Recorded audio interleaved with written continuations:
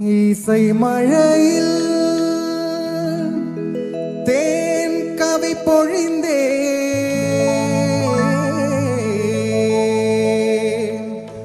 கர்த்தர் ஜெனித்தார்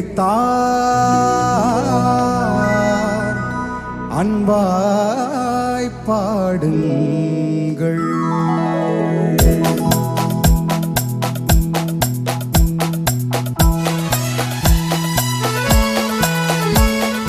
கர்த்தாவே, தேவர்களில் உமக்கொப்பானவர் யார்? வானத்திலும் பூமியிலும் உமக்கொப்பானவர் யார்? கர்த்தாவே, தேவர்களில் உமக்கொப்பானவர் யார்? வானத்திலும் பூமியிலும் உமக்கொப்பானவர் யார்? செங்கடலை நீர் பிளந்து உன்ன ஜனங்களை இந்த ஜனங்களை நேசித்திட உம்மை போல யாருண்டு? இந்த ஜனங்களை நேசித்திட உமக்கொப்பானவர் யார்? உமக்கொப்பானவர் யார்? உமக்கொப்பானவர் யார்? உமக்கொப்பானவர் யார்? வானத்திலும் பூமியிலும் உமக்கொப்பானவர் யார்? இந்த வானத்திலும் பூமியிலும் உமக்கொப்பானவர் யார்? கண்மலையை நீர் பிளந்து உந்தன் ஜனங்களின் தாகம் தீர்த்தீ. கண்மலையை நீர் பிளந்து உந்தன் ஜனங்களின் தாகம் தீர்த்தீ. உன்னாமம் அதிசயம் இன்றும் அற்புதம் செய்திடுவி. உன்னாமம் அதிசயம் இன்றும் அற்புதம் செய்திடுவி. உமக்கொப்பானவர் யார்? உமக்கொப்பானவர் யார்? உமக்கொப்பானவர் யார்? உமக்கொப்பானவர் யார்? வானத்திலும் பூமியிலும் உமக்கொப்பானவர் யார்? இந்த வானத்திலும் பூமியிலும் உமக்கொப்பானவர் யார்? கர்த்தாவே, தேவர்களில் உமக்கொப்பானவர் யார்?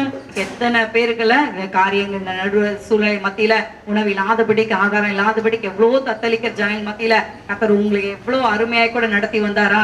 ஒரு நாளும் கத்தர் போஷித்தாரா? அதெல்லாம் யாருடைய உணவுன்னு நினைக்கிறீங்க? தூதர்கள் போஷித்தாரா? இன்னைக்கு தண்ணி வீடு ஃபுல்லா சுத்தி தண்ணி குடிக்கிறதுக்கு தண்ணி இல்ல அப்படின்ற அளவுல இருக்கிற நிலையில கத்தர் என்ன பண்றாரா? நமக்காக கண்மலையை பிளந்து நமக்கு தண்ணீரை கொடுக்கிறாராம் கூட சரியா? அப்படிதானே உங்களால நடத்தினார்ல. தண்ணிக்கு, ஒரு ஆகாரத்துக்கு, எதுக்குமே குறைவில்லாதபடிக்கு கத்தர் நம்ம நடத்தினாரு. அவர் பார்வை நம்ம விசேஷித்தவர்களா இருக்கிறோம். ஒரு 2 நிமிஷம் எழுந்து நின்று கத்தரை நம்ம துதிப்போமா? எல்லாரும் அந்த தேவனுக்கு நம்ம கண்களை மூடி கூட எப்படிலாம் கத்தர் உங்களை நடத்தினாரு. அப்பா, எலியாவின் தேவனே சோதரிக்கிறோம் ஆண்டவரே. அப்பா, எலியாண்டவரே உங்களுடைய சமூகத்திலே அமர்ந்தாண்டவரே, கை நோக்கி வானத்துக்கு நோக்கி ஆண்டவரே ஜெபித்த பொழுது அப்பா, தேவனில் அக்கினிமயமாய் இறங்கி வந்த ஆண்டவரே சோதரிக்கிற கர்த்தாவே. அப்பா, தேவனே கிருபையாய் இறங்கி ஆண்டவரே துதிக்கிற ராஜா. அப்படியா நாங்கள் அழைக்கிறோம், இறங்கி வரும்படியாய் நாங்கள் ஜெபிக்கிறோம். அக்கினிமயமாய் இறங்கி வரும்படியாய் நாங்கள் ஜெபிக்கிறோம். உங்களுடைய மகிமையை காண பிள்ளைகள் காத்திருக்கிறார்களே ஆண்டவரே, இறங்கி வரும்படியாய் நாங்கள் ஜெபிக்கிறோம் ஆண்டவரே. ஆவியானவர் மத்தியிலே கர்த்தாவே அசைவாடும்படியாய் நாங்கள் ஜெபிக்கிறோம் அப்பா. உங்களுடைய மகிமையை காணத்தக்கதாக வந்திருக்கிற பிள்ளைகளை கர்த்தாவே உங்களுடைய மகிமையினால் தேவனின் ஓடி மறைத்துக் கொள்ளும்படியாய் நாங்கள் ஜெபிக்கிறோம். ஆராதனையே இடைப்படுகிற தேவனாய் இருக்கிறவரே, ஆராதனைக்கு உரியவரே சோதரிக்கிறோம் அப்பா. ஹல்லேலூயா, துதிக்கிறோம் கர்த்தாவே. செங்கடலை இரண்டாய் பிளந்தவரே சோதரிக்கிறோம் அப்பா. அப்பா ஆண்டவரே ராஜா, அப்பா அந்த கடலின் மத்தியிலே இஸ்ரவேலின் ஜனங்களை வழி நடத்தினவரே, அப்பா எங்களை ஒவ்வொருவரையும் கர்த்தாவே, யோத முதல் மாதத்திலிருந்து இந்த 12 மாதம் வரைக்கும் கர்த்தாவே, அப்பா எங்களை ஒவ்வொரு நாளும் கிருபை நாளை கர்த்தாவே, அப்பா உடைய சிறகுகளினாலே எங்களை மூடி வழி நடத்தி கொண்டு வருவீரே. அப்பா உமக்கு நன்றி ராஜா, நன்றி கர்த்தாவே. 1000 நாவுகள் தரக்குள்ள ராஜா, உம்மை போட்டு உம்மை துதிக்க போதாதே. அப்பா பிதாவே உமக்கு ஸ்தோத்திரிக்கிற கர்த்தாவே, அப்பா நீ மகிமையின் தேவனாய் இருக்கிறவரே, அப்பா நாங்கள் ஒப்பற்ற பிள்ளைகளாக காணப்படுகிறோமே, அப்பா எங்கள் உள்ளத்திலே வருவரியா நாங்கள் ஜெபிக்கிறோம் ஆண்டவரே. இருளில் உள்ள பிள்ளைகளை கர்த்தாவே, நீர் வெளிச்சத்திற்கு தேவன் கொண்டு வருவரியாய் நாங்கள் ஜெபிக்கிறோம் அப்பா. ஹalleluya, உம்மை ஸ்தோத்திரிக்கிறோம் ஐயா, துதிக்கிறோம் கர்த்தாவே. அப்பா ஆபிரகாமின் தேவனே, உம்மை ஸ்தோத்திரிக்கிற ராஜா, விசுவாசத்திலே மகன் கடந்து கொண்ட கர்த்தாவே, அப்பா நீர் அந்த மகனுக்கு ஒரு குறையை கொடுக்கிறீ ஆண்டவரே, ஜனங்களை தேவன் ஆண்டவரே, அப்பா நீர் ஆசீர்வதித்த தேவன், ஸ்தோத்திரம். இந்த வேளையிலே நாங்கள் கர்த்தாவே, அப்பா எங்களை கூக்குரலை கேட்கும்படியாய் நாங்கள் ஜெபிக்கிறோம். ஜனங்களை கூக்குரலை கேட்ட என் தேவன் கர்த்தாவே, அப்பா எங்களுடைய கூக்குரலை கேட்கும்படியாய் நாங்கள் ஜெபிக்கிறோம். எங்களை தேவன் திறக்கும்படியாய் நாங்கள் ஜெபிக்கிறோம் ஆண்டவரே. உள்ளான இருதயத்தை காண்கிற தேவனாய் கர்த்தாவே, அப்பா தேவனே இருக்கிறபடி நான் உம்மை நன்றியோடு உம்மை ஸ்தோத்திரிக்கிறோம் ஐயா. ஆராதனை இடைப்படும்படியாய் நாங்கள் ஜெபிக்கிறோம். தேவனுடைய மகிமையை காண தேவன் வந்திருக்கிறார்கள் ஆண்டவரே. ஒவ்வொருவரும் அந்த மகிமையை பெற்றுக்கொள்ள தேவன் உதவி செய்வீராக. எல்லாவற்றையும் தாழ்த்தி உன்னை கரங்களை ஒப்பு கொடுக்கிறேன் சப்பா.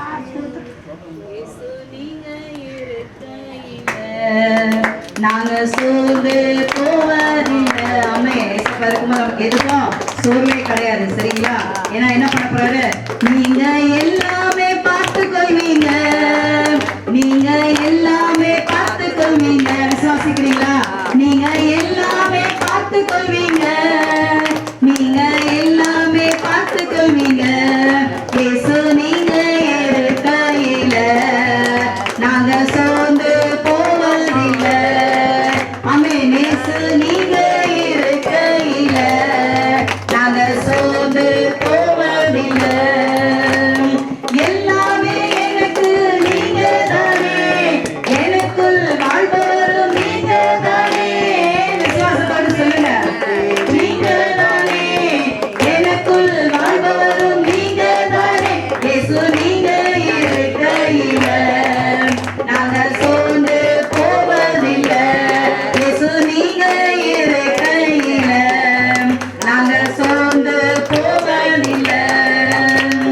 பாவ மன்னிப்பு நீங்க தானே, பரிசுத்த ஆவியும் நீங்க தானே.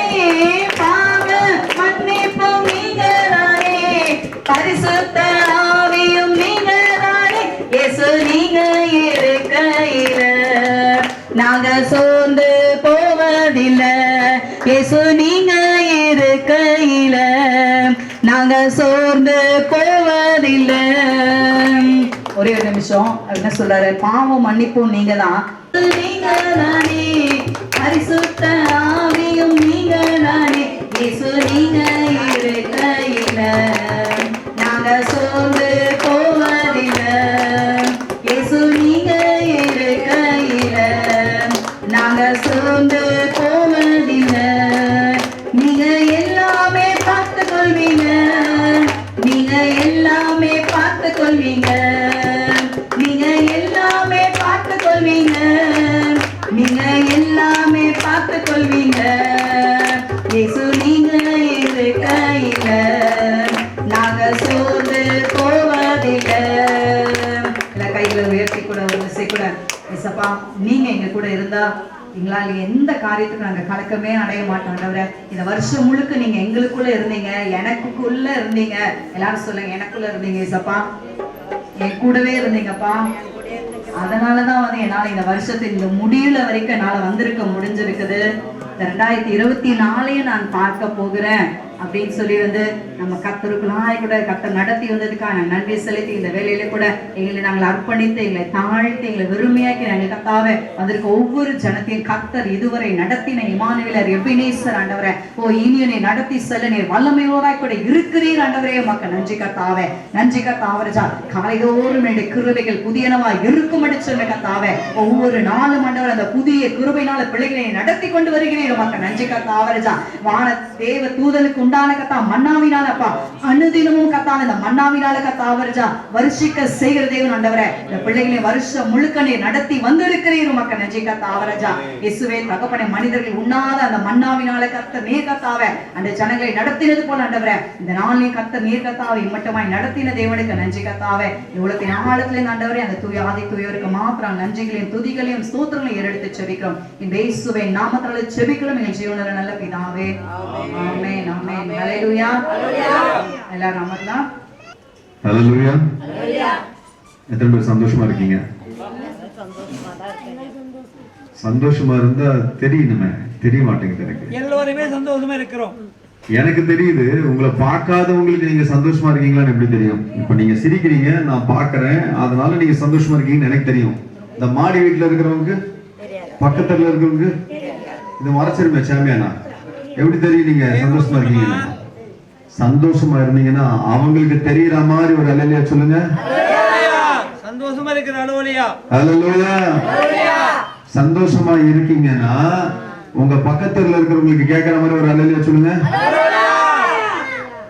சந்தோஷமா இருக்கீங்கன்னா ஆண்டவருக்கு கேட்கிற மாதிரி ஒரு அல்லேலூயா சொல்லுங்க. அல்லேலூயா. ஆண்டவர் செய்த நன்மை நம்ம என்ன பண்ணிடக்கூடாது, மறந்துடவே கூடாது. எப்பவுமே அவருக்கு நன்றி சொல்லிக்கிட்டே இருக்கணும். இன்னைக்கு எதுக்காக இங்க எல்லாம் உட்கார்ந்துருக்கோம்? தினது கிறிஸ்துமஸ் விழான்னு போட்டிருக்கிறாங்க இல்லையா? கிறிஸ்துமஸ் விழா. கிறிஸ்துமஸ் விழா என்ன? ஏசப்பா பிறந்தத நினைவு கூறுகிற நாள். ஓகே, அப்போ ஏசப்பா பிறந்த நாள் பாட்டு பாடினா நல்லா இருக்கும். அந்த பாட்டை பாடிட்டு நம்ம செய்திக்குள்ள போலாம். சரி, எல்லாருக்கும் தெரிஞ்ச பழைய பாடல் தான், பெத்தலையில் பிறந்தவரை போற்றி துதி மனமே. அல்லேலூயா. பெத்தலையில் பிறந்தவரை போற்றி துதி மனமே என்னும், பெத்தலையில் பிறந்தவரை போற்றி துதி மனமே, மனமே என்னும் பெத்தலையில் பிறந்தவரை போற்றி துதி மனமே.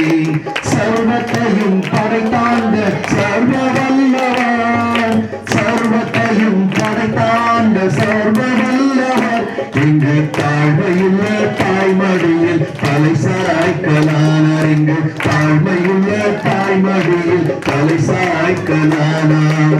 வெத்தலையில் பிறந்தவரை போற்றி துதி மனமே என்னும், வெத்தலையில் பிறந்தவரை போற்றி துதி மனமே.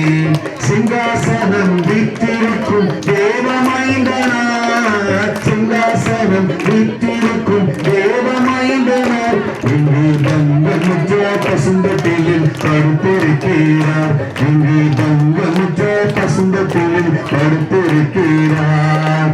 வெத்தலையில் பிறந்தவரை போற்றி துதி மனமே என்னும், வெத்தலையில் பிறந்தவரை போற்றி துதி மனமே.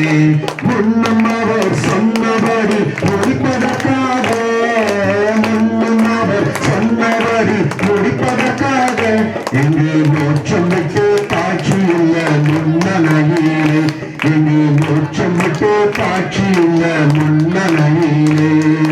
வெத்தலையில் பிறந்தவரை போற்றி துதி மனமே என்னும், வெத்தலையில் பிறந்தவரை போற்றி துதி மனமே.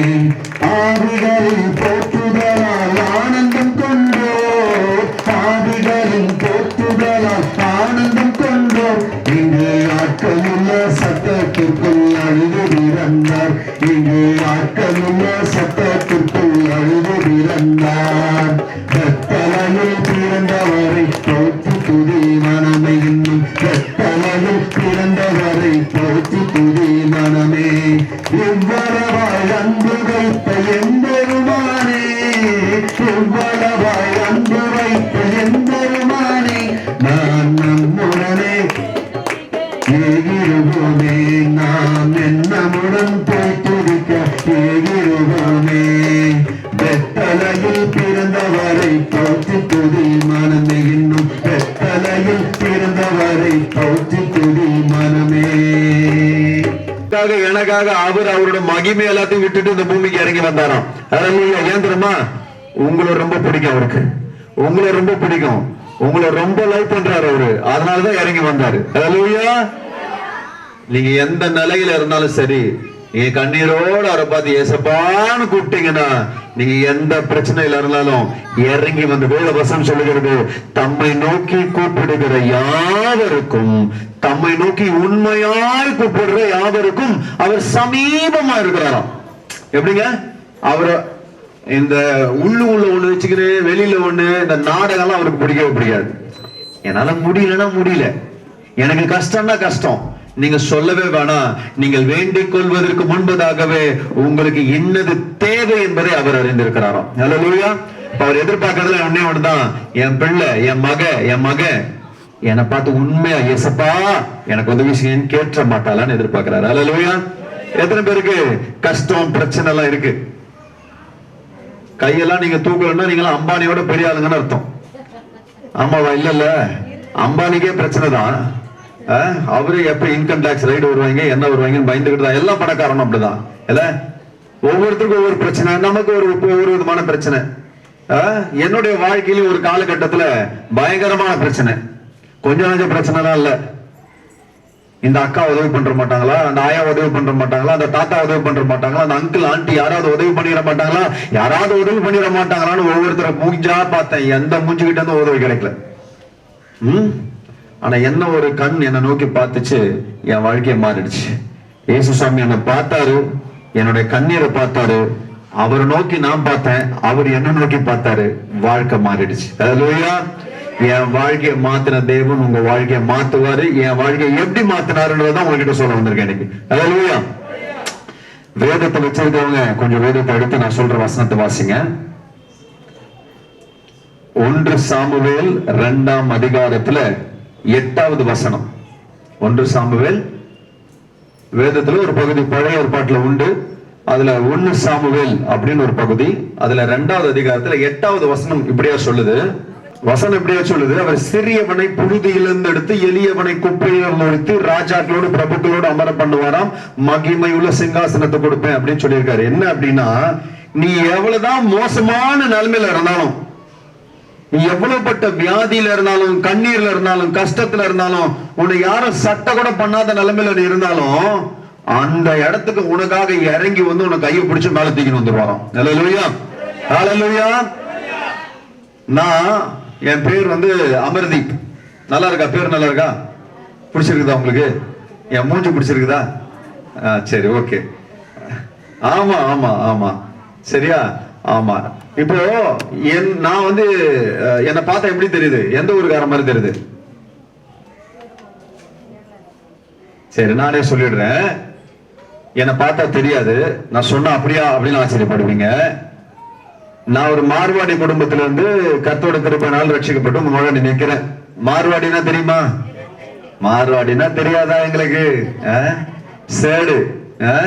இந்த சேட்டு குடும்பத்தில இருந்து பிறந்து, சேட்டு குடும்பத்துல வளர்ந்து, சேட்டு குடும்பத்துல எல்லாத்தையும் இழந்து ஆண்டவராகிய இயேசு கிறிஸ்து கிட்ட வந்தேன். நாங்க ஒரு பெரிய அப்பாவுடைய சொந்தக்காரங்கள ராஜஸ்தான்ல கோட்டான்ற ஒரு ஊர்ல நல்ல பயங்கரமான வசதி, கொஞ்சம் நஞ்ச காசு இல்ல, ஆஸ்தி ரொம்ப ஜாஸ்தி, நல்ல செட்டில் ஆன குடும்பம். அப்பா கூட பிறந்தவங்க எல்லாமே வாத்தியாரா இருந்தவங்க. என் அப்பாவும் வாத்தியார் ஆகணுன்றது என் தாத்தாவோட ஆசை, என் அப்பாவுக்கு அதுல ஆசை இல்லை. என் அப்பாவுக்கு சினிமா டைரக்டர் ஆகணும்னு ஆசை. சினிமா டைரக்டர் ஆகணும்னு சொன்னா வீட்டை விட்டு வெளியே துரத்திட்டாங்க. சினிமாக்காரன் ஆகணும்னு நினைச்சா அவங்க ஓடுறா வெளில அப்படின்னு அடிச்சு ஓட விட்டாங்க. என் அப்பாவும் அங்கேருந்து மும்பை பட்டணம் பாம்பேக்கு வந்து கஷ்டப்பட்டு வேலை செஞ்சு சினிமா டைரக்டர் ஆயிட்டார், அசிஸ்டன்ட் டைரக்டர் ஆயிட்டார். ஆகி வேலை செஞ்சு நல்ல லட்சங்களை சம்பாதிச்சு அந்த நாட்கள்ல பாம்பேல செட்டில் ஆயிட்டார். இந்த நிலைமையில சென்னையில இருக்கிற ஒரு தமிழ் சினிமா கம்பெனில இருந்து என் அப்பாவுக்கு ஒரு வேலை விஷயமா கூப்பிடுறாங்க, நீங்க இங்க வந்துருங்க, தமிழ் படத்தெல்லாம் ஹிந்தியில எழுதுறதுக்கு, எங்களுக்கு கதை எழுதுறதுக்கு ஆள் வேணும், வாங்கன்னு சொல்லி கூப்பிடுறாங்க. எத்தனை பேர் வசந்த மாளிகை படத்தை பாத்தீங்க? கரெக்டா சொல்றீங்களே. ஆமா, இந்த வசந்த மாளிகை படத்தை ஹிந்தியில எடுத்தாங்க. ஹிந்தியில எடுக்கும்போது அந்த படத்துல கதை எழுதுறது, பாட்டு எழுதுறது, அப்பா அதுல நடிக்க செய்யறது, இப்படி நிறைய பண்ணியிருக்கிறாங்க. சிகப்பு ரோஜாக்கள் ஒரு கமலஹாசன் படம் வந்துச்சு, எத்தனை பேர் பாத்தீங்க? பாத்திருக்கீங்களா? சில பேர் கையை தூக்குறீங்க, சில பேர் கையை தூக்கலாமா வேணாமா, தூக்கலாமா வேணாமா? ஆமா, இந்த சிகப்பு ரோஜாக்கள் படத்தை ஞாபகம் இருந்துச்சுன்னா அதுல ஆரம்பத்துல பேர் போடும்போது ஒரு தோட்டக்காரனை காட்டுவாங்க, தாடி வச்சுக்கின்னு. அந்த எலி போவோம், அதை கொண்டு புதைச்சிட்டு ரோஜா செடி நட்டு வைப்பாரு. அவர் தான் எங்க அப்பா. எங்க அப்பாவுக்கு தமிழ் தெரியாது, அதனால அதுல ஊமையாவே நடிச்சிருப்பாரு. சோ இங்கே சென்னையிலயும் வந்து நல்ல காசு சம்பாதிக்க ஆரம்பிச்சிட்டாரு. ஸ்ரீதேவி, பழைய நடிகை ஸ்ரீதேவி இருந்தாங்க, இப்போ உயிரோட இல்ல அவங்க. அவங்க தமிழ் சினிமாவில இருந்து ஹிந்தி சினிமா நடிகை போகும்போது அவங்களுக்கு ஹிந்தி கத்து கொடுத்தது என்னோட தகப்பனார். சரி, இப்படி பெயர் புகழ் பணம் சம்பாதிச்சு வடபழனி பக்கத்துல கேகே நகர்னு ஒரு இடம் இருக்கு தெரியுங்களா, அந்த இடத்துல நல்ல பங்களா ஒன்று வாடகைக்கு எடுத்தாரு. அம்மாவை திருமணம் பண்ணாரு. 3 பேர் நாங்க பிள்ளைங்க. வாழ்க்கை செம்மையா போயிட்டு இருந்துச்சு. தங்க தட்டிலே வச்சு தாலாட்டு பாடுறதுன்ற அளவுக்கு பொத்தி பொத்தி வளர்க்குறாங்க. சூப்பரா போய்கிட்டு இருக்கு. என் அம்மாவை பத்தி சொன்னா ஆளு செம்ம அழகா இருப்பாங்க, மனசு அதை விட அழகா இருக்கும். மத்தவங்களுக்கு உதவி செய்யறா என் அம்மாவுக்கு அவ்வளவு பிடிக்கும். என் அம்மாவுக்கு அன்னைக்கு 4-5 பேர் வீட்டு வேலை செய்யறதுக்கு மட்டும் ஆள் இருந்தாங்க. துணி துவைக்க, பாத்திரம் தைக்க, வீட்டை கிளீன் பண்ண. தெரியும் தானே, ஒரு டைரக்டர் குடும்பம்னா ஆடம்பரமா தானே இருக்கும். அப்படிதான் இருந்துச்சு வாழ்க்கை. என் அம்மாவுடைய அம்மா பழைய காலத்து நடிகை ஔவையார்னு ஒரு படம் வந்துச்சு தெரியுங்களா? சுட்ட பழம் வேணுமா சுடாத பழம் வேணுமான்னு. அதுல கடைசியில முருகரை காமிப்பாங்க. முருகர் பக்கத்துல வள்ளி தேவியான இருப்பாங்களா, அதுல வந்து வள்ளியாகவோ தேவியானவோ என் பாட்டி நடிச்சிருந்தாங்க. சோ இப்படி பல படங்கள்ல குணச்சித்திர நடிகை அவங்க பண்ணியிருக்கிறாங்க. என் அம்மாவுடைய தங்கச்சி நடன இயக்குனர், டான்ஸ் மாஸ்டர். என் அம்மாவோட தங்கச்சி வீட்டுக்காரர் ஒரு கேமராமேன். அண்ணாமலைன்னு ரஜினிகாந்த் படம் வந்துச்சு இல்லையா, அதுக்கு அவர் தான் கேமராமேன். எதுக்கு இவர் மைக்கு பிடிச்சி சினிமாவா பேசுறாரு அப்படின்னு யோசிக்கலாம் நீங்க. குடும்பமே சினிமா குடும்பம். நானும் பெரிய நடிகன் ஆயிடுவேன், டான்ஸ் மாஸ்டர் ஆயிடுவேன்ற கனவோட நாங்க வளர்ந்துட்டு இருந்த நாட்கள் அது. நல்லா போய்கிட்டு இருந்துச்சு. ஆனா எதிர்பாராத விதமா என்னுடைய அப்பா ஒரு நாள் ஸ்கூட்டர்ல வந்துகிட்டு இருக்கும்போது எதிர்க்கல இருந்து ஒரு ஆட்டோ வந்து நேரம் அடிச்சு தூக்கி அப்பா ஒரு ரோட்ல வீசிட்டு போயிட்டே இருந்துச்சு. அப்பா தலையில அடிபட்டு மூளைக்குள்ள ரத்தம் கட்டி விஜய் ஹாஸ்பிட்டல் அட்மிட் பண்ணி எப்படியாவது என் அப்பாவை காப்பாத்தலாம் முயற்சி பண்ணோம். இதுக்கு நடுவுல என் அம்மாவுக்கு காசு பணம் சொத்து எங்க இருக்குன்னு என் அப்பா சொல்லிக்கிட்டதும் இல்ல, எங்க அம்மா கேட்டுக்கிட்டதும் இல்ல. அப்பா கத்த கத்தையா காசு கொடுப்பாங்க, வாங்கி பீரோல வைப்பாங்க, யாரு கேட்டாலும் எடுத்து கொடுத்துருவாங்க. இந்த நிலைமையில இருந்து அப்பா என் அம்மா வந்து எங்க இருக்குன்னு கேட்காதனால தெரியல. இப்ப அறுவை சிகிச்சைக்கு ஒரு பெரிய தொகை தேவைப்படுது, கையில காசு இல்ல. பாப்பாவுடைய நண்பர் மூலியமா சினிமா துறைக்கு சொல்லி நீங்க சொல்லக்கூடிய சூப்பர் ஸ்டார்ல இருந்து கமலஹாசன் நடிகர் உலக நாயகன்ல இருந்து எல்லாருமே பண உதவி பண்றாங்க. அறுவை சிகிச்சை நடக்குது. கிட்டத்தட்ட ஒரு 20 நாளுக்கு அப்புறமா 2 அறுவை சிகிச்சை நடந்தது. அப்பாவை காப்பாற்ற முடியல. அப்பா மரிச்சு போயிட்டாங்க. அப்பா இறந்துட்டாங்க. அவ்வளவுதான், வாழ்க்கை தலைகீழ மாறிடுச்சு. சொந்தம் பந்தம் எல்லாம் வந்தாங்க, டாட்டா பாய் பாய் கிளம்பிட்டாங்க. என் அத்தைங்கெல்லாம் ராஜஸ்தான்ல இருந்து வந்து இதுக்கு மேல இங்க வாழ்வீங்க, வாங்க நம்ம ஊருக்கு போயிடலான்னு கூப்பிட்டாங்க. என் அம்மா இந்த ஊரை விட்டு வரமாட்டேன், நீங்க போங்கன்னு அனுப்பி விட்டாங்க. அவங்க போகும்போது ஒரு அட்ரஸ் வாங்கி, மொபைல் போன்லாம் கிடையாது. நான் சொல்ற கதெல்லாம் ஒரு 30 வருஷத்துக்கு முன்னாடி நடந்த, கிட்டத்தட்ட 30 வருஷத்துக்கு முன்னாடி நடந்த கதை. அப்ப மொபைல் போன்லாம் கிடையாது. அப்ப போகும்போது ஒரு அட்ரஸ், ராஜஸ்தானோட அட்ரஸ் எழுதி எங்க அம்மா கிட்ட கொடுத்துட்டு போறாங்க. எப்ப உன்னாலும் இங்க வாழ முடியல, கிளம்பி அங்க வந்துரு. என் அம்மா நீங்க அந்த அட்ரஸ் தொலைச்சிட்டாங்க. அன்னைக்கு தொலைஞ்ச அட்ரஸ் இன்னி வரைக்கும் கிடைக்கல. சரிங்களா? நாட்கள் கடந்துச்சு.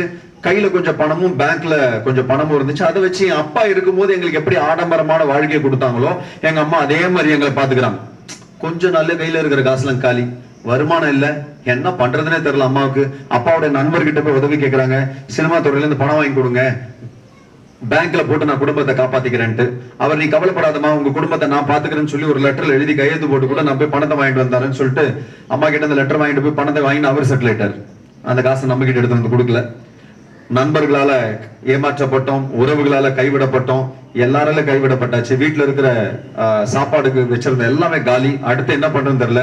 வீட்டுல இருக்கிற ஒவ்வொரு பொருளா விற்க ஆரம்பிச்சோம். புக்கு படிப்பறப்பா அந்த புக்கு ரேக் இருக்கு, அதை வித்தோம். டைனிங் டேபிள் வித்தோம், கட்டில வித்தோம், பீரோ வித்தோம், டிவி வித்தோம், சோஃபா வித்தோம், கிச்சன்ல இருக்கிற பாத்திரம் பண்ற சிலிண்டர் எல்லாத்தையும் வித்து வித்து வித்து ஒரு வருஷம் எங்க அம்மா எங்களுக்கு சாப்பாடு போட்டாங்க. அதுக்கு மேல வீட்டுல வைக்கிறதுக்கு எந்த பொருளுமே கிடையாது. எல்லாத்தையும் வித்தாச்சு. எல்லாத்தையும் வித்துட்டு என்ன பண்றதுன்னே தெரியல. நாங்க மார்வாடி தான், நாங்க சேடு தான். ஆனா அன்னைக்கு எங்களுடைய நிலைமை, ஒரு அம்மாவோட புடவையை கொண்டு போய் ஒரு மார்வாடி கடையில அடமானம் வச்சுட்டு அதை வந்து 30 ரூபா 40 ரூபாய் வைத்து கழுவின நாட்கள் எத்தனையோ நாட்கள். ஹிந்தில ஒரு பழமொழி உண்டு, ரொட்டி கப்படா ஒரு மக்கானிக் இன்சான் கி ஜரூரி ஹேன்வாங்க. உண்ண உணவு, உடுத்த உடை, இருக்கும் இடம் ஒரு மனிதனுடைய அடிப்படை தேவை. இது எதுவுமே இல்லாத நிலையில சாப்பாடு இல்ல, போட்டுக்கு துணி இல்ல. நாங்க இருந்தது பெரிய பங்களா, வாடகைக்காக எடுத்திருந்த பங்களா. அந்த ஹவுஸ் ஓனர் வந்து சொல்றாரு வீட்டை காலி பண்ணுங்கன்ட்டு. அங்கிருந்து ஒரு குட்டி வீட்டுக்கு போனோம், அதுக்கு வாடகை கொடுக்க முடியல. அங்கிருந்து ஒரு குடிசை வீட்டுக்கு போனோம். நல்லா ஞாபகம் இருக்கு எனக்கு. ஒரு குடிசை வீட்டுக்கு போனோம்.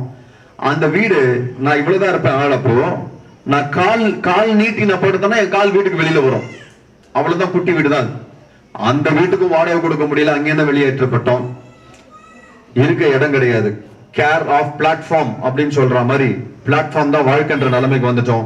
அம்மா அன்னைக்கு பெரிய லட்சாதிபதி தான், அம்மாவுக்கே 4-5 பேர் வீட்டு வேலை செய்யறதுக்கு ஆள் இருந்தவங்க தான். ஆனா அன்னைக்கு அம்மாவுடைய நிலைமை, ஒரு வீட்டுல போய் 10 பாத்திரம் தேய்ச்சி அங்கே கிணத்தடியில படுத்து கண்டுக்க வேண்டிய ஒரு சூழ்நிலைக்கு அம்மா தள்ளப்பட்டாங்க. தம்பி குட்டி போய் அவனை கூட வச்சுக்கிட்டாங்க. அண்ணன் ட்ரிப்ளிகேன்ல ஒரு டீ ஐஸ் ஹவுஸ்ல ஒரு டீ கடையில கிளாஸ் கல ஒரு வேலை செஞ்சுட்டு அங்கேயே சாப்பிட்டு அங்கேயே தங்கிட்டாரு. எனக்கு இருக்க இடம் இல்ல, வேலை இல்ல, சாப்பாடு இல்ல, துணி இல்ல, தெருவா சுத்தி வருவேன். யாராவது ஒரு வேலை சாப்பாடு கொடுத்தாங்கன்னா சாப்பாடு, இல்லைன்னா பட்னி. காலையில இருந்து பசி தாங்க மாட்டேன். என் அம்மா வேலை செய்யற வீட்டு வாசல்ல போய் நிப்பேன். என்னை பார்த்த உடனே அவங்களுக்காக வச்சிருந்த சாப்பாடு எனக்கு கொடுத்துட்டு எங்க அம்மா பட்னியா இருப்பாங்க. அந்த சாப்பாடு எனக்கு நிரந்தரமா கிடைக்கல. என் அண்ணன் வேலை செய்யற டீ கடை வாசல்ல போய் நிப்பேன். என்னை பார்த்த உடனே அவருக்கு வச்சிருந்தது எனக்கு கொடுத்துட்டு அவர் டீயும் பிஸ்கெட்டு சாப்பிட்டு உட்காருவாரு. அந்த சாப்பாடு எனக்கு நிரந்தரமா கிடைக்கல. எத்தனை எங்க சித்திக்கு என் மேல ரொம்ப அன்பு ஜாஸ்தி. டான்ஸ் மாஸ்டர் சொன்னல, என் சித்திக்கு என் மேல அன்பு ஜாஸ்தி. ஆனா சில சண்டை, அதனால எங்க சித்தப்பா எங்களை வீட்டுல சேர்க்க மாட்டார். ஆனா எனக்கு பசிக்கும், வீட்டு தெருமுனையில போய் நிப்பேன். சித்தப்பா ஸ்கூட்டர் இருந்ததுன்னா அக்கம் பக்கத்து வீட்டுல இருக்கவங்க பாத்துட்டு போய் சொல்லுவாங்க, உன் அக்கா பையன் பசியோட வெளியில ரோட்ல நிக்கிறான் அப்போன்னுவாங்க. என் சித்தி ஓடி வந்து கேட்பாங்க, எப்படாச்சும் எல்லாம் வந்தேன்னுவாங்க. ரொம்ப பசிக்குதாண்டி, கொஞ்சம் சாப்பாடு கொடுங்கண்டி, அப்புறம் பேசலான்னு அழுதுகிட்டே உள்ள ஓடி போய் ஒரு தட்டு நிறைய சாப்பாடு போட்டு இன்னொரு தட்டு எடுத்து மூடி ஒரு பிளாஸ்டிக் பக்கெட் எடுத்து இந்த தட்டு அதுக்குள்ள இறங்கிடுவாங்க. இறங்கிட்டு தோச்ச துணி எல்லாம் எடுத்து அதுக்குள்ள போட்டு சித்தப்பாவுக்கு தெரியாம எனக்கு சாப்பாடு கொடுக்கறதுக்காக இந்த பக்கெட்டை கொண்டு போய் மொட்டை மாடல வச்சுட்டு பக்கெட்ல சாப்பாடு வச்சிருக்கேன், சாப்பிட்டு போயிருப்பாங்க. நான் யாருக்குமே தெரியாம செவிரகிரி குச்சி அந்த மொட்டை மாடிக்கு போய் அந்த சாப்பாடு எடுத்து சாப்பிட்டு திருப்பி செவிரகிரிச்சு ஓடிடுவேன். ஒரு நாள் இல்ல, 2 நாள் இல்ல, பல நாட்கள் இப்படிதான் போயிட்டே இருந்துச்சு. பசி இது மாதிரி கேட்கறது எனக்கு கொஞ்சம் வெக்கமா இருந்துச்சு. வேண்டாம், யாராவது கொடுத்தா சாப்பிடலாம், யாருக்கிட்ட கேட்க வேண்டாம், விட்டுறலாம் அப்படின்னு சொல்லி காலையில ஃப்ரெண்ட்ஸ் வீட்டுல விளையாட போயிடுவேன். ஃப்ரெண்ட்ஸுங்க எல்லாம் இருப்பாங்க, ஸ்கூல் பசங்க எல்லாம், அவங்களோட விளையாடுவேன். காலைல சாப்பாடு நேரம் நாஸ்டா மறந்துடும், டிஃபன் மறந்துடும். அப்படியே விளையாடிக்கினே இருப்பேன். மத்தியானம் சாப்பாடு டைம் வந்துடும், மறந்துதான் ஆகணும் சாப்பாட்டை. வேற வழி இல்லை, சாப்பாடு கிடையாது எனக்கு. நான் தான் மறக்கணும். என் கூட விளையாடுற பசங்களுக்கு வீடு, அவங்க அப்பா அம்மா எல்லாம் இருக்காங்க, அவனை கூப்பிடுவாங்க, தம்பி நீங்க வந்து சாப்பிட்டு போப்பான்வாங்க. அமரி போயிட்டு வரா, நான் அப்புறமா சாயந்தரம் வரேன் அப்படின்னு போயிடுவான். அவங்க வீட்டுக்கு முன்னாடி போய் நின்றுட்டு, ஆண்டி பாய் ஆண்டி, ஏய் ராஜ் பாய்டா, சபரி பாய்டா பாய்னு ஒரு 4 வாட்டி குரல் கொடுப்பேன். ஏன்னா அப்படியாவது அந்த ஆண்டி பார்த்துட்டு, அமர் தம்பி எதுப்பா போறவா, நீ வந்து ஒரு வாய் சாப்பிட்டுட்டு போயிருன்னு என்ன கூப்பிட்டு மாட்டாங்களா? நீ ஏங்கின நாட்கள் எத்தனையோ நாட்கள் உண்டு. அவங்க என்ன கூப்பிட்டது இல்லை, அதுக்காக நான் அவங்க மேல வருத்தப்பட முடியாது. ஏன்னா என் சூழ்நிலை அவங்களுக்கு தெரியாது. ஓகே ஆண்டி பாய் அப்படின்னு போவேன். திரும்பவும் தெருவா சுத்தணும். யாராவது ஒரு வேளை சாப்பாடு போட்டாங்கன்னா சாப்பாடு, இல்லைன்னா இல்ல, காலையில இருந்து ராத்திரி வரைக்கும் தெருவுல சுத்திடுவேங்க. சாப்பாடு கிடைக்காது, தெருவா சுத்திடுவேன். ராத்திரி 10 மணிக்கு மேல படுக்கிறதுக்கு இடம் கிடையாது. சொந்த மண்டல 2 நாள் 3 நாள் துண்டகான துணியகானோட விட்டாங்க. பிளாட்ஃபார்ம் தான், சென்னை சென்ட்ரல் ரயில்வே ஸ்டேஷன்ல தான் பிளாட்ஃபார்ம்ல தான் படுத்து கிடப்பேன். அப்பெல்லாம் 2 ரூபா பிளாட்ஃபார்ம் டிக்கெட். 2 ரூபா கொடுத்து பிளாட்ஃபார்ம் டிக்கெட் வாங்கிட்டு ஒரு பைய கையில வச்சுக்குவேன். ஊருக்கு போற மாதிரி அப்படியே நடந்து போவேன். யாருமே பார்க்கலாம். அங்க சேர் எல்லாம் போட்டிருக்கோம், அதுக்கு அடியில போய் போட்டு சேருக்கு அடியில போய் படுத்துருவேன். காலையில 5 மணி, அப்ப உள்ள குளிக்கிறதுக்கு 50 பைசா. குளிச்சுட்டு திருப்பி வெளியில ஓடிடுவேன். திரும்பவும் பகல்லாம் பசி பட்டினி சுத்தணும். ராத்திரியான பிளாட்ஃபார்ம், பகலானா பசி பட்டினி, ராத்திரியான பிளாட்ஃபார்ம். ஒரு நாள் அப்படி பிளாட்ஃபார்ம்ல படுத்துட்டு இருக்கேன். யாரும் என்ன தட்டி எழுப்பினாங்க. யாரும் கண்ணை திறந்து பார்த்தா போலீஸ், அந்த ரயில்வே போலீஸ். நீதான் புது பிட் பாக்கெட்டா, நீதான் திருடனா, வாடா அப்படின்னு காலரை பிடிச்சி திருப்பி உள்ள ஜெயில போட்டாங்க. அங்க ரயில்வே ஸ்டேஷன்ல உள்ள ஒரு ஜெயில் இருக்கு, உள்ள போட்டாங்க. நான் கதறி அழுத, சார் தப்பே பண்ணல சார், வீடு இல்ல சார், அப்பா இருந்தாங்க சார், இப்ப எதுவுமே இல்ல சார், தெரியாதமா வந்து பட்டேன், ஒரு வாட்டி விட்டுரு சார், அடுத்த வாட்டி வரமாட்டேன் சார். நீ எவ்வளவோ அழுது பார்த்தேன், அதெல்லாம் இனிமேல் நான் லைஃப்ல வெளியே விட மாட்டேன், இந்த சிறைச்சாலையில இருந்து வெளியில போக முடியாதுறான்ட்டாங்க. கதறி அழுதேன். அவ்வளவுதான், வாழ்க்கை முடிஞ்சு போச்சான்னு. என் கூட நான் உள்ள போறதுக்கு முன்னாடி அங்க ஆல்ரெடி உள்ள ஒரு 20 பேர் உள்ள இருந்தாங்க. அவங்க எல்லாம் அடுத்த நாள் காலையில கோர்ட்டுக்கு அமிச்சிட்டாங்க. என்ன மட்டும் அது உள்ள போட்டு பூட்டிட்டாங்க. பயந்துட்டேன், அவ்வளவுதான் நம்மள விட மாட்டாங்க போட்டு வெளியிலன்ட்டு. அடுத்த நாள் ஒரு ஆபீசர் ஒருத்தர் வந்தாரு. சின்ன பையனா இருக்கான், அவனை வெளியே வர சொல்லு, இந்த பாரு இந்த ஒரு வாட்டி தான் உன்னை மன்னிச்சு விடுவேன், அடுத்த வாட்டி வந்தா வாழ்க்கையில வெளியே விட மாட்டேன், ஓடுறான். விட்டேன், ஓட்டம் லைஃப்ல இனிமேல் வந்து பிளாட்ஃபார்ம்ல படுக்கூடாதுன்னு முடிவு பண்ணேன். ஆனா என்னதான் அங்கேருந்து ஓடினாலும் எனக்குள்ள ஒரு பயம். அவர் சொன்ன வார்த்தை அவ்வளவுதான், இந்த சிறைச்சாலையில உன்னை யாரும் காப்பாற்றவே முடியாது, இந்த சிறைச்சாலையில உன்னை யாரும் விடுதலையாக்கவே முடியாது, முடிஞ்சிச்சு வாழ்க்கை. நாங்க அது எனக்கு பயத்தை கொடுத்துக்கிட்டே இருந்துச்சு. எனக்கு தெரியல, இங்க வந்து இதை உட்கார்ந்துகிட்டு இங்க கேட்டுக்கிட்டு இருக்க நீங்க, இல்ல இந்த பக்கத்துல இருக்க பில்டிங்ல வீட்டுல யாரெல்லாம் கேட்டுட்டு இருக்காங்க தெரியல, யார் நீங்க, என்ன பிரச்சனையில இருக்கீங்க எனக்கு தெரியாது, நீங்க எப்படிப்பட்ட சிறைச்சாலையில இருக்கீங்கன்னு எனக்கு தெரியாது. என்ன அழுக, என்ன வேதனை, என்ன அவமானம், என்ன கண்ணீர், என்ன பிரச்சனை, குடும்பத்துல என்ன வறுமை, என்ன வியாதி எனக்கு தெரியாது, என்ன பாவத்துல சிக்கிக்கிட்டு இருக்கீங்கன்னு எனக்கு தெரியல. இந்த சிறைச்சாலையில இருந்து எனக்கு விடுதலை கிடைக்காதா, என் சூழ்நிலை மாறிடாதா, நான் விடுதலை ஆயிட மாட்டேனா, இந்த பிரச்சனை முடிஞ்சிடாதான்னு எத்தனை பேர் கண்ணீரோட இருக்கீங்கன்னு எனக்கு தெரியாது. ஆனா எனக்கு ஒண்ணு மட்டும் தெரியும், அன்னைக்கு அந்த சிறைச்சாலையில இருந்து என்ன விடுதலை ஆக்கிறதுக்கு ஒரு ஆபீசரை ஆண்டவர் தேவ தூதன் போல எனக்காக அனுப்பினார்ல, இன்னைக்கு இயேசு என்ன விடுவிப்பாருன்னு சொல்லி நீங்க உண்மையா நம்பி உங்க வாழ்க்கையை அவர்கிட்ட ஒப்பு கொடுப்பீங்கன்னா உங்க வாழ்க்கையில ஒரு தேவ தூதன் அனுப்புவாரு, உங்க வாழ்க்கையில இருக்க கண்ணீரை மாத்துவார். எத்தனை பேர் விசுவாசிக்கிறீங்க? ஹல்லேலூயா, ஹல்லேலூயா. எனக்கு செய்தத உங்களுக்கும் செய்வார். அங்கிருந்து ஓடுனேன், ஒரு ஹோட்டல்ல போய் வேலை கேட்டேன், பெரிய பெரிய பணக்காரங்க வந்து தங்குற ஹோட்டல்ல போய் வேலை கேட்டேன். நீ என்னடா தம்மா தூண்டு இருக்கிற சின்ன பையன் என்னடா வேலை செய்வேன்னாரு. சார் பசிக்குது சார், எந்த வேலை குத்திங்கன்னா செய்யற சார், தரையெல்லாம் பெருக்கி டேபிள் எல்லாம் துடைக்கணும், செய்வியாடா? செய்யற சார். கொடுத்த வேலையை உண்மையா செஞ்சேன். அங்கிருந்து பிளேட்டு கழுவணும், பாத்திரம் கழுவணும். நாங்க சரி சார் செஞ்சேன். பிளேட்டு கழுவுன நாட்கள்லாம் நல்லா ஞாபகம் இருக்கு. எல்லாம் சாப்பிட்டு மிச்சம் வச்சிருக்கிற பிளேட் வரும், அதுல இருக்கிறதெல்லாம் கழுவி எடுத்து குப்பையில தூக்கி போட்டு கழுவி பிளேட் எடுத்து வைக்கணும். சில நாட்கள் அந்த சாப்பாடு வரும்போதே பார்ப்பேன், அந்த தட்டுல எல்லாம் மீதி இருக்கும். எனக்கும் நல்ல சாப்பாடு சாப்பிடணும்னு ஆசையா இருக்கும், கிடைக்காது. அந்த எச்சத்தோட எடுத்துட்டு கீழே உட்காந்துட்டு அதுல இருக்கிற மீதி எடுத்து சாப்பிடுவேன். அக்கம் பக்கத்துல இருக்க அண்ணமாருங்க பார்த்து திட்டுவாங்க, அறிவிலடா எச்ச சாப்பாடு குப்பையில கொண்டு வந்தது போய் சாப்பிடுற, அப்படின்னா உனக்கு நாக்கு ருசி கண்டுருச்சுன்னு. சத்தமா பேசாதீங்கன்னு மேனேஜர் தெரிஞ்சிச்சுன்னா வெளியே அமைச்சர் போறாரு, இருற அவன மேனேஜர் கிட்ட சொல்றேன்னு. தயவு செஞ்சு சொல்றாதீங்க, திரும்பி போய் என்னால பிளாட்ஃபார்ம்ல படுக்க முடியாது, இப்பதான் சோறு போட்டு இடம் கொடுத்துருக்கிறீங்க, மறுபடியும் தெருவில் போய் உட்கார வச்சிடாதானே அப்படின்னு. ஏன்டா உனக்கு வீடு இல்லையான்னாரு. என் சூழ்நிலைய சொன்னேன், என்னை கட்டி பிடிச்சி தட்டி கொடுத்து சொன்னாரு, தம்பி இந்த சின்ன வயசுல எவ்வளவு கஷ்டப்படுறலடா, உழடா நீ உழ, ஒரு நாள் நீ நல்ல நிலைமைக்கு வருவடானாங்க. உழைச்சா மேல வந்துடலாமா? அப்ப உழைச்சா திருப்பி அம்மா தம்பி அண்ணன் நாளா ஒன்னா இருக்கலாமா? அப்ப நான் உழைக்கிறேன்னு சொல்லி எந்த அளவுக்கு கடினமா உழைக்கணுமோ அவ்வளவு கடினமா உழைச்சேன். டீ கடை, டிங்கர் செட், மெக்கானிக் செட், நாடோடி மாதிரி பொருள் காட்சி பார்த்திருப்பீங்கல்ல, பொருள் காட்சியில துணி கடை எல்லாம் இருக்கும் பாருங்க, அதுல மூட்டை தூக்கணும், ஊரா போய் மூட்டை தூக்குறது. சரவணா பவன் ஹோட்டல்ல சாக்கடை கிளீன் பண்ற வேலை, என்னென்ன கக்கூஸ் கிளீன் பண்ற வேலை, என்னென்ன பண்ணணுமோ எல்லாத்தையும் பண்ணேன். காரணம் ஒன்னே ஒண்ணுதான், உழைச்சிட்டா மேல வந்துருவோம், மேல வந்துட்டா அம்மா தம்பி நான் எல்லாம் ஒன்னா இருந்துருவோம். நான் உழைப்பேன். 6 வருஷம் கடந்து போச்சு, ஒரு மாற்றமும் இல்ல. அம்மா ஒரு இடம், தம்பி குட்டி பையன் அவன் ஒரு இடம், அண்ணன் ஒரு இடம், நான் ஒரு இடம், குடும்பம் செதர்ன நிலைமையில இருக்கு. என்னடா உழைச்சா மேல வருவேன்னாங்க, இவ்வளவு தூரம் உழைச்சிட்டோம், இதுக்கு மேல என்ன பண்ணணும், என்ன பண்றதுன்னே தெரியல. திடீர்னு ஒரு எண்ணம், ஒருவேளை என் அப்பா மாதிரி நானும் தெய்வங்களை தேடி போன அந்த தெய்வம் என்னை காப்பாத்திருமோ, அந்த தெய்வத்துக்கு புரியல என் கஷ்டம் அப்படின்னு என் அப்பா பண்ணது எல்லாத்தையும் நானும் பண்ணேன். என் அப்பா பூஜைகளை பண்ணது போல நானும் பண்ணேன். அவர் எப்படி விரதங்கள் இருந்தாரோ அது மாதிரி இல்ல, அதை விட ஜாஸ்தியா இருந்தார். 48 நாள் விரதம் இருப்பார், நான் 65 நாள் விரதம் இருப்பேன். காரணம் ஒன்னே ஒண்ணுதான், அப்படியாவது அந்த தெய்வங்கள் ஐயோ அந்த பையன் இவ்வளவு கஷ்டப்படுறான்னு எனக்காக இறங்கி வந்து என்ன கையை பிடிச்சு தூக்கிறாதான்னு பார்த்தேன். நான் தேடி போன எந்த தெய்வமும் என்னை காப்பாற்ற வரல. எல்லாராலையும் கைவிடப்பட்ட நிலைமை. அந்த நாட்கள்ல சமுதாயம் உதவி பண்ணுன்னு பார்த்தேன், பண்ணல. நண்பர்கள் உதவி பண்ணுவாங்கன்னு பார்த்தேன், பண்ணல. சரி இவங்கெல்லாம் தான் படல, அந்த தெய்வமாவது உதவி பண்ணிடாதான்னு தெய்வத்தை தேடி போனேன், அந்த தெய்வமும் பண்ணல. வாழ்க்கையில 9 வருஷத்தை கடத்தினவனா திரும்பி பார்த்தேன், என்னால இதுக்கு மேல வாழ முடியாது, செத்துடலான்னு முடிவு பண்ணேன். தற்கொலை பண்ணி செத்துருவோம், போதும், எந்த உதவியும் இல்லாத இந்த உலகத்துல ஏன் உயிரோட இருக்கணும், செத்துடலான்னு முடிவு பண்ண. எனக்கு தெரியல இதை கேட்டுட்டு இருக்கிற நீங்க யாரு எந்த உதவியும் கிடைக்காத நிலையில நின்றுட்டு இருக்கிறீங்கன்னு எனக்கு தெரியாது.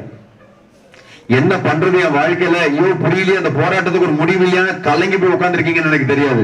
இதே நிலையில தான் அன்னைக்கு நான் நின்றுட்டு இருந்தேன். போதும் போதும், 20 வயசுல மொத்த வாழ்க்கையை வெறுத்தவனா செத்தா போதும்னு நின்றுட்டு இருந்தேன். அன்னைக்கு என் வேலைக்கு நொந்து போய் அந்த வேதனையோட போய் நிக்கும் போது என் நண்பன் என்னை பார்த்து கேட்டான், என்னடா அவர் ஒரு மாதிரி இருக்கேன், முடியலடா செந்தில், முடியல, போதும் வாழ்க்கையை முடிச்சுக்கலான்னு முடிவு பண்ணிட்டேன்னு. பைத்தியக்கார மாதிரி பேசாதடா, பைத்தியக்கார மாதிரி பேசாத. நீ முயற்சி பண்ண எந்த முயற்சியும் உனக்கு காப்பாத்தல, நான் ஒன்னே ஒண்ணு சொல்ற செய்தியாடான்னா. ஏய் என்னடா சொல்ல போறேன்னு, ஒரே ஒரு வாட்டி அமர், ஒரே ஒரு வாட்டி என் கூட சர்ச்சுக்கு வா, இயேசு சாமி உன் வாழ்க்கையை மாத்துவார்றான்னா. எனக்குள்ள ஒரு பெரிய கேள்வி, நான் தேடி போன எந்த சாமி என்ன காப்பாத்தல, இயேசு சாமி நான் ஒரு நாளும் தேடினதில்ல, இவர் எப்படி என்ன காப்பாத்துவாருன்ற கேள்வி எனக்குள்ள இருந்துச்சு. ஆனாலும் நண்பனை திருப்திப்படுத்துறதுக்காக 1999ஆம் ஆண்டு அவன் சொன்னான்றதுக்காக சின்னமலையில அங்க ஒரு சர்ச் ஒண்ணு இருக்கு, பெரிய சர்ச், அந்த சர்ச் வாசல்ல போய் நிக்கிறேன். எனக்கு உள்ள போகணும்னு ஆசைலாம் இல்ல, செத்தா போதுன்ற மனநிலையில நின்றுட்டு இருக்கிறேன். இவனை எங்கேயாவது பார்த்தா ஒரு ஹாய் சொல்லிட்டு போயிடலான்னு பார்த்தா பயங்கர கூட்டம். அந்த கூட்டத்துல என்னால அவனை கண்டுபிடிக்க முடியல. சரி உள்ள போய் ஒரு ஓரமா நிப்போமே உள்ள போய் நின்ன. இப்படியான சில வார்த்தைகள் உள்ள இந்த பாஸ்டர் பேசினாரு. உனக்காக யாருமே நினைச்சியா? உனக்காக யாருமே இல்லைன்னு கண்ணீரோடு போராடிக்கிட்டு இருக்கியா? தனியா இருக்கனே, எனக்கு என்னை பாக்குறதுக்கு யாருமே இல்ல அப்படின்னு கண்கலங்கிட்டு இருக்கியா? இல்ல இல்ல இல்ல, உனக்காக தான், உன்னுடைய பிரச்சனையில இருந்து, கஷ்டத்தில இருந்து, உன் கண்ணீர்ல இருந்து உன்னை விடுதலையாக்கதான் ஆண்டவராக இயேசு கிறிஸ்து தன்னுடைய சர்வ மகிமையை விட்டு இந்த பூமிக்கு இறங்கி வந்தாரு. உனக்காக, உனக்காக தான், உனக்காக தான். உன்னுடைய மூதாதையர்கள் பண்ண பாவத்தினால இன்னைக்கு உன் மேல ஒரு சாபம் வந்து உட்கார்ந்துருக்கு. அந்த சாபம் வியாதியாகவும், சாபம் பல பிரச்சனைகளும் வாழ்க்கையில கொண்டு வந்திருக்கு. அந்த சாபம் உன்னோட முடிஞ்சிடணும், உன்னோட தலைமுறைக்கு அது வரக்கூடாதுன்றதுக்காக தான், உன்னையும் உன் சந்ததியும் விடுதலையாக்க தான் அவர் சிலுவையில ரத்தம் சொட்ட சொட்ட ஜீவனை கொடுத்தாரு, உன்னை காப்பாத்த. உனக்காக, உனக்காக. உங்க மேலேயும் என் மேலேயும் விழ வேண்டிய அடி, உங்களுக்கும் எனக்கு வர வேண்டிய மரணம், அவரு எல்லாத்தையும் சிலுவையில சுமந்து தீர்த்துட்டு போயிட்டார். 3ஆம் நாள் உயிரோட எழுந்தார் உனக்காக. மரித்த இயேசு 3ஆம் நாள் உயிரோட எழுந்தாரு. எழுந்த இயேசு பரலோகத்துக்கு போயிருக்கிறார். எதுக்கு போயிருக்கிறார் தெரியுமா? இங்க போராடிக்கிட்டு இருக்கிற நமக்கு ஒரு இடத்தை ரெடி பண்றதுக்காக போயிருக்கிறாரு. அல்லேலூயா. திரும்ப வர போறாரு, திரும்ப வர போறாரு.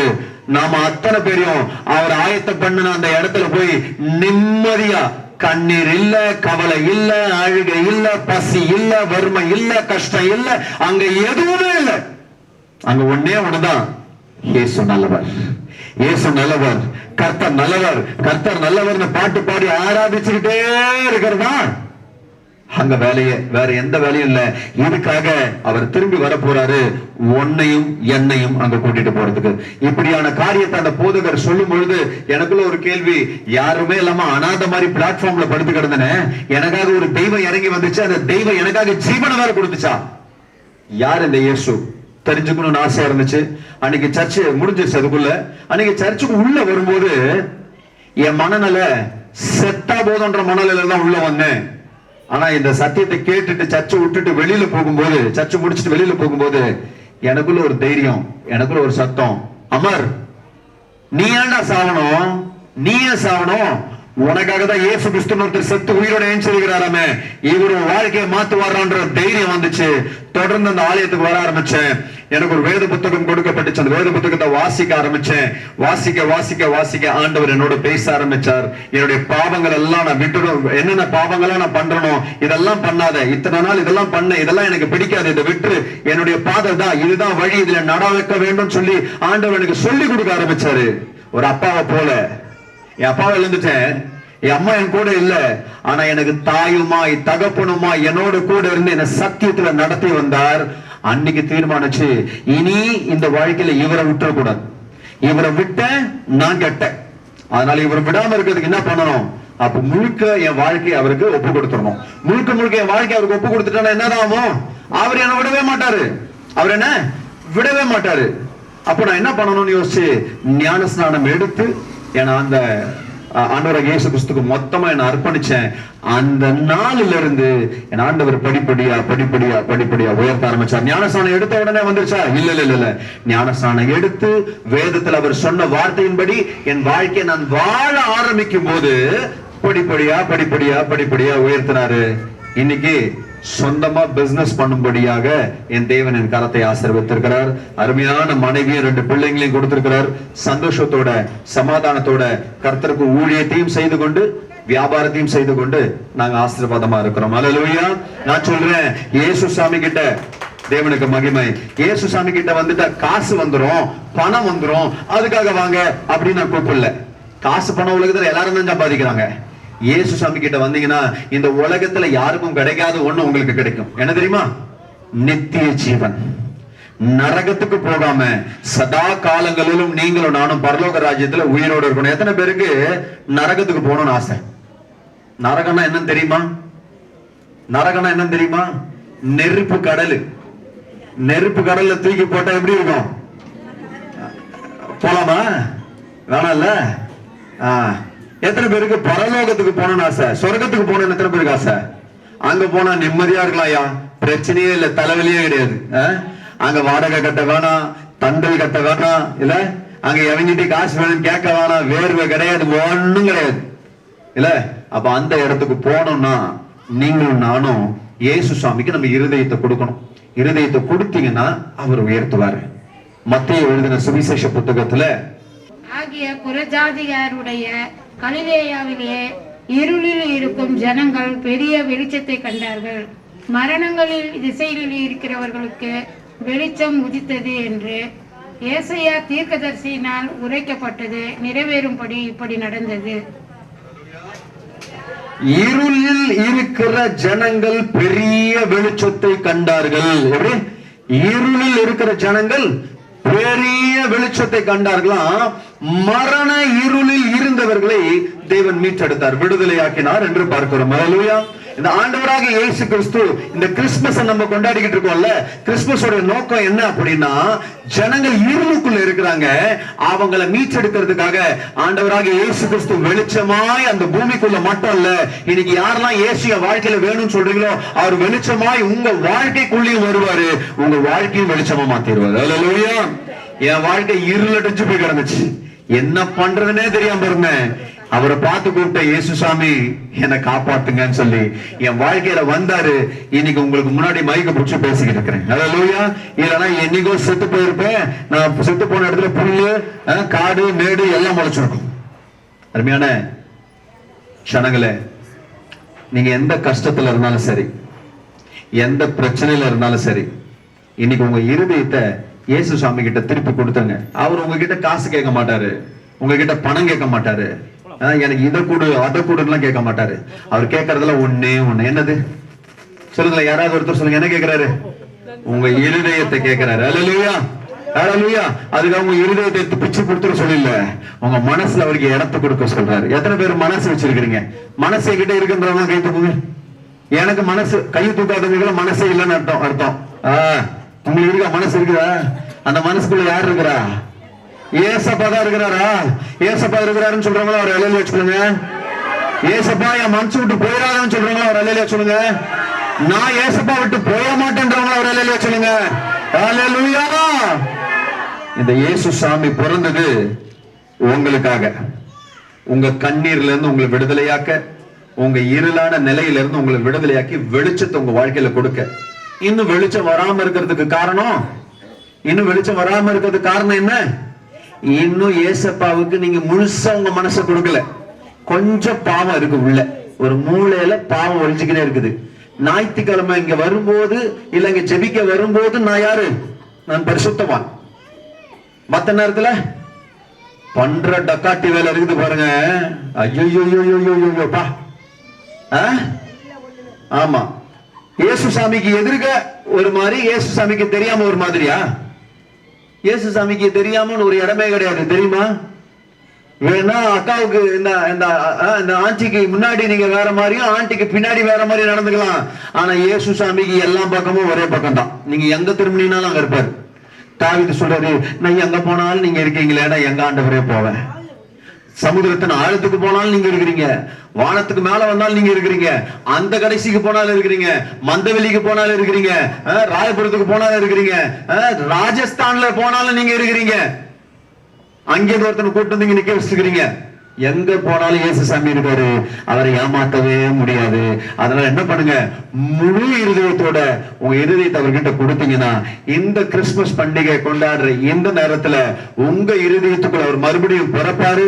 உங்க வாழ்க்கைக்குள்ள இருள் நீங்கி வெளிச்சத்தை கொண்டு வருவார். அல்லேலூயா. பக்கத்துல கையை கொடுங்க, பக்கத்துல கையை கொடுங்க. தப்பு இல்ல, பரவாயில்ல, கொடுங்க. வேணா உங்களுக்கு தனியா சானிடைசர் தரேன், கை கழுவிக்கலாம். அப்புறமா கையை கொடுங்க, விடாதீங்க, பிடிங்க பிடிங்க. முகத்தை பார்த்து சொல்லுங்க, இயேசு சாமி உள்ள வந்தா இருளு வெளியில போயிடும். இயேசு சாமி உள்ள வந்தா பிசாசு உன் வாழ்க்கையை விட்டு ஓடுவான். அவன் ஓடணுமா? உள்ள உட்காந்து டான்ஸ் ஆடணுமா? ஓடணுமா? அப்ப எல்லாம் கண்ணை மூடி உங்க இருதயத்துல கைய வச்சு இயேசு சாமியா வான்னு சொல்லி கூப்பிட போறீங்க. அல்லேலூயா. அல்லேலூயா. என் கூடவே இயேசுவே, நீர் இல்லாமல் நான் வாழ முடியாது. என் பக்கத்திலே இரும் ஓ இயேசுவே, நீர் இல்லாமல் நான் வாழ முடியாது. எல்லாரும் சேர்ந்து சொல்லலாமா?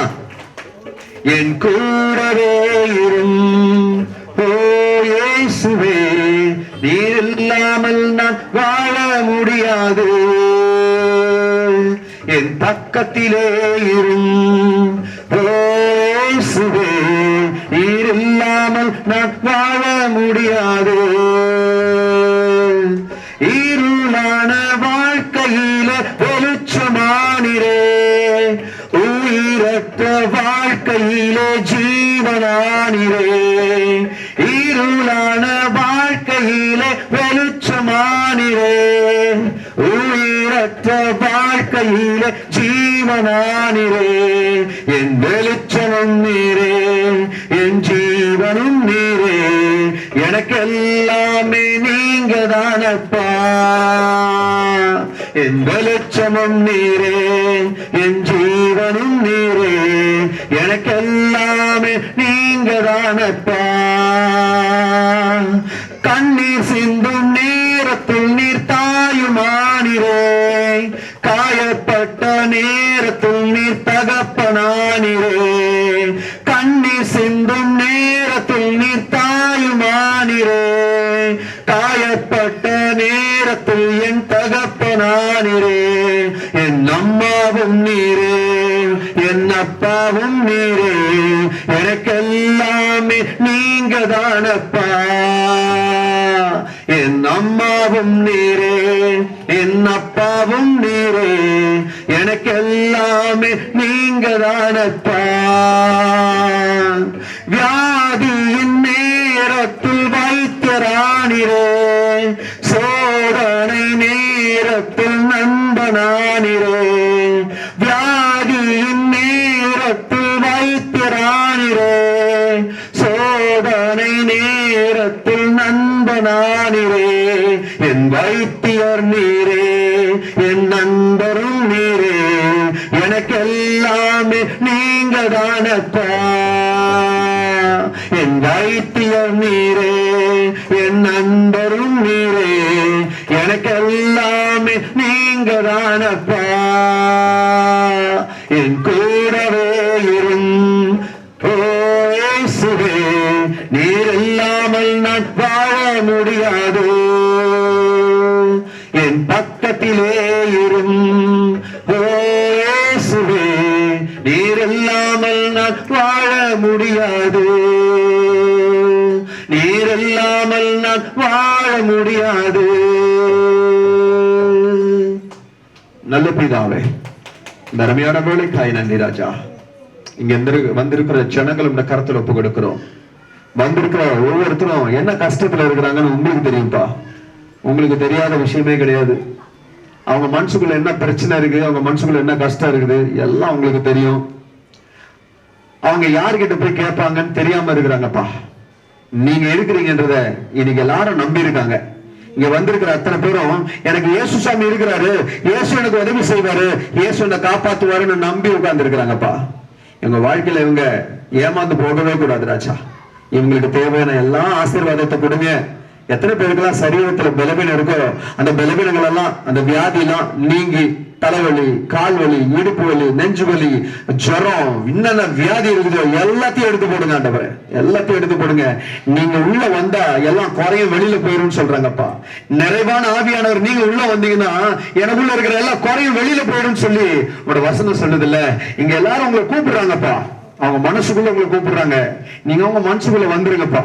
வந்து அவங்க வாழ்க்கையில இருக்கிற இருள் எல்லாம் மாறி அவங்களுக்குள்ள வெளிச்சம் வரட்டும். அவங்க வெளிச்சத்தின் பிள்ளையா இருக்கட்டும். இனி இருள் அவர்களை மேற்கொள்ள கூடாது ராஜா. இருள் அவங்க வாழ்க்கையில இருக்கக்கூடாது. எந்த பில்லி சுண்ணிய கட்டும் இருக்கக்கூடாது. எந்த பாவமும் இருக்கக்கூடாது. குடி பழக்கமோ, கஞ்சாவோ, எந்த பழக்கமோ, அப்பா புகையில போடுறதோ, பாக்கு போடுறதோ, சண்டை போடுறதோ, கெட்ட வார்த்தை பேசுறதோ எதுவும் உங்க வாழ்க்கையில இருக்கக்கூடாதுப்பா. உங்க பிள்ளையா மாத்துங்க ராஜா. உங்க பிள்ளையா மாத்துங்க. எங்களுக்காக அந்த பூமியில இறங்கி வந்தீங்க. எங்களுக்காக இறங்கி வந்தீங்க. நன்றி ஏசப்பா. இயேசு சாமி உமக்கு நன்றி. இந்த சத்தத்தை யாரெல்லாம் கேட்டாங்களோ, இந்த சாட்சி யாரெல்லாம் கேட்டாங்களோ, அவங்க வாழ்க்கையில நீங்க வந்து அவங்க தேவைகள் உண்மை நோக்கி யாரெல்லாம் பார்க்கறாங்களோ, ஓ இப்படிலாம் இயேசு சாமி நன்மை செய்வாரா, இயேசு சாமி ஜீவனோடு இருக்கிற தேவனா, அவர் இவ்வளவு வல்லமை உள்ள தேவனா, என் வாழ்க்கையில இருக்கிற பிரச்சனை மாறாதா அப்படின்னு யாரெல்லாம் அவங்க வீட்டுக்குள்ள உட்கார்ந்து கேட்டுக்கிட்டு இருக்காங்களோ அவங்க ஒவ்வொருவரோட வாழ்க்கையிலையும் ஆண்டவர் அற்புதம் செய்யப்பா. தேவைகளை சந்திங்க, பொருளாதார தேவையை சந்திங்க, பண தேவையை சந்திங்க, குடும்பத்துல சமாதான கேடு நீங்கட்டும், வியாதி நீங்கட்டும், கஷ்டம் நீங்கட்டும், கடன் நீங்கட்டும், எல்லாம் நீங்க ஒவ்வொரு குடும்பமும் இந்த பகுதியில இந்த குருநகர்ல இருக்கிற எல்லாம் ஆசீர்வாதமா இருக்கும்படியாக இந்த புதிய ஆண்டு இந்த குருநகர் மக்கள் இந்த இருக்கிற குடும்பங்கள் எல்லாரும் ஆசீர்வாதமா இருக்கட்டும். ஒவ்வொருட வாழ்க்கையிலும் உங்களுடைய ஆசீர்வாதம் இருக்கட்டும். இயேசு கிறிஸ்துவின் நாமத்துல இதை நடத்துகிற இந்த தகப்பன குடும்பத்தையும் உங்களுடைய ரத்த கோட்டைகளை ஒப்பு கொடுத்து அவர்கள் பிரயாசப்படுகிற பிரயாசத்திற்குரிய பலன் அவருடைய சந்ததியின் மேல் வந்து சேர வேண்டும் என்று நான் ஆசீர்வதித்து ஜெபிக்கிறேன் நல்ல பிதாவே. ஆமென் ஆமென். கரங்களை தட்டி தேவனுக்கு மகிமை செலுத்தலாம். இன்னும் ஒருத்தருக்கு நீங்க கை தட்டணும். நம்ம பாட்டு பாடும்போது என் குரல் எழுதிலையும் மோசமான குரல், என் பாட்டுக்கும் ஒருத்தர் தாளம் போட்டாரு பாருங்க, சூப்பர். அவரை கை தட்டலாமா எல்லாரும்? ஐயா அருமையா வாசிங்க, ரொம்ப நன்றி. Thank you sister, thank you so much. Amen. எந்த சர்ச்சுக்கு போனாருன்னு சொன்னாரு? சூப்பர். சின்னமா கை தட்டு ஐயா கொண்டு ஒரு சமயம் வந்து ஒவ்வொரு வாரமும் இப்படிப்பட்ட கூடுவே தயவு செஞ்சு மிஸ் பண்ணாதீங்க. இப்பெல்லாம் அடிக்கடி நீங்க நிறைய பேர் வந்து வரதில்லைன்னு சொல்லிட்டு பாருங்க, எவ்வளவு ஜீவனுள்ள தேவன் இல்லையா பாருங்க. வார்த்தை வந்து ஒருத்தர் வந்து சொல்லும் போது அந்த வார்த்தை உயிர் பெற்று இன்னைக்கு வந்து கர்த்தர் எவ்வளவு சாட்சியா நிறுத்திக்கிறார். நீங்க இப்போ ஃபேமிலி எல்லாம் ஒன்னா இருக்கீங்களா? அம்மா எல்லாரும் எல்லாம் ரட்சிக்கப்பட்டு பாருங்க, எல்லா குடும்பமா இன்னைக்கு எல்லாம் ஒரு இடத்துல இருக்கிற அளவுல ஆண்டவர் வந்து ஒரு பெரிய கிருபையை கொடுத்துருக்கு. அதனால வாரம் செவ்வாய்க்கிழமை ஜபத்தையும் ஊழியத்தையும் மறந்துடாதீங்க. கர்த்தருடைய வார்த்தையை முக்கியமா மறந்துடாதீங்க. கர்த்தர் தாமே இருந்து ஆசீர்வதிப்பாராக. கண்களை மூடி சொல்லுமா, என் ஆத்துமாவே கர்த்தரை ஸ்தோத்திரி, என் முழுவதுமே அவருடைய பரிசுத்த நாமத்தை ஸ்தோத்திரி, என் ஆத்துமாவே கர்த்தரை ஸ்தோத்திரி, அவர் செய்த சகல உபகாரங்களையும் மறவாதே. ஆமென் ஆமென். அல்லேலூயா அல்லேலூயா அல்லேலூயா. இசை மழையில் தென்கவி பொழிந்தேன், கர்த்தர் ஜெனித்தார் அன்பாய் பாடுங்கள். இசை மழையில் தென்கவி பொழிந்தேன், கர்த்தர் ஜெனித்தார் அன்பாய் பாடுங்கள்.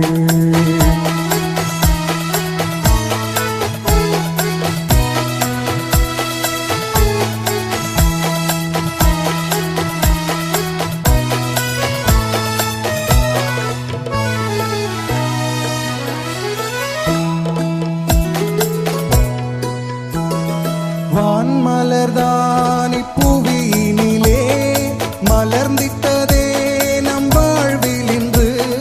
வான்மலர்தான் இப்புவியினிலே மலர்ந்திட்டதே நம் வாழ்வில் இன்று. நமக்காய் பிறந்தார் பாசம் கொண்டு வாழ்வின் மீட்பின் பாதையிலே.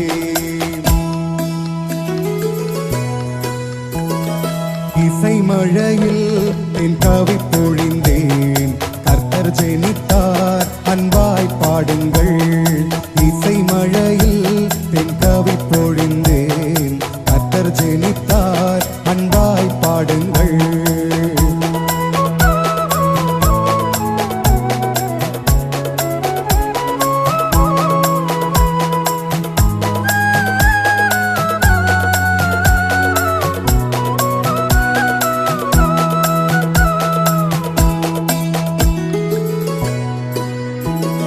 மாசற்றவர் நம் வாழ்வினிலே மகிமை என்றே கண்டோமே இன்று.